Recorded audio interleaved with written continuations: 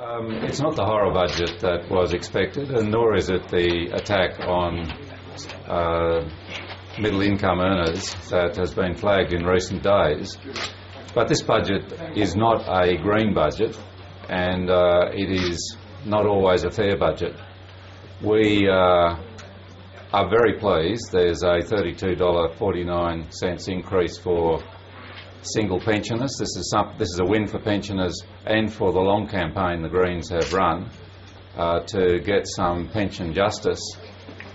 But why the government has left out single parents and unemployed people is beyond me at a time when it's pouring billions extra into defence, but there's no threat to this country from any other country on earth.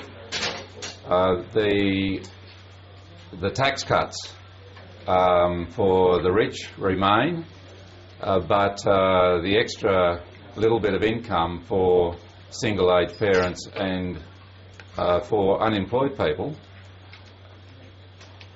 didn't eventuate.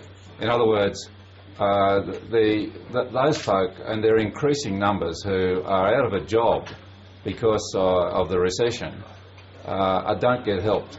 And we have to ask the Prime Minister, how can you get along on less than $250 a week once you find yourself out of a job? That's very, very unfair.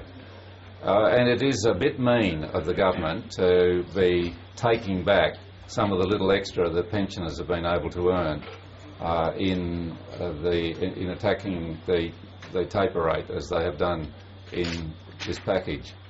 There's more money going into coal again, and in fact one coal infrastructure project in Newcastle gets as much money as the solar program for the next 6 years. So the government hasn't got, there is no Green New Deal here. The government hasn't taken a leaf out of the book of the United States and Europe when it comes to forging ahead with greening of the economy.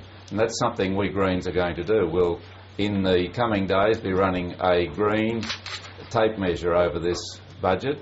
We'll also be looking at some of the unfairness that's built into it and trying to remedy those faults, because there are improvements to be made in this budget, and we'll be working to see that those improvements are there. Will you vote for it if the government doesn't make those improvements? We're not in the business of, we weren't with the stimulus package, and we're not in, with this budget in the business of blocking the government's efforts to manage the economy. And as I say, the budget's far from being a horror budget, but we see plenty of room to make it fairer. By the way, we're very pleased to see flowing through in this budget the $500 million the Greens got out of the stimulus package for job creation, for heritage, for bikeways, and for helping out unemployed people.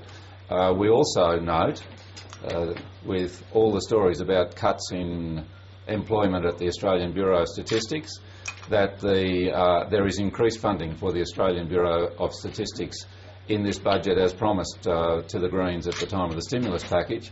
And the Bushfire Research Centre in Melbourne also gets $15 million, which was promised at that time. And the East-West Tunnel in Melbourne, rail tunnel, can be chalked up as a victory for public transport campaigners and the Victorian Greens. That'll be very, very welcome in inner Melbourne, as will be the other urban rail investments that we see in the budget, although we think the balance is still far too much in the direction of roads at the expense of public transport and rail.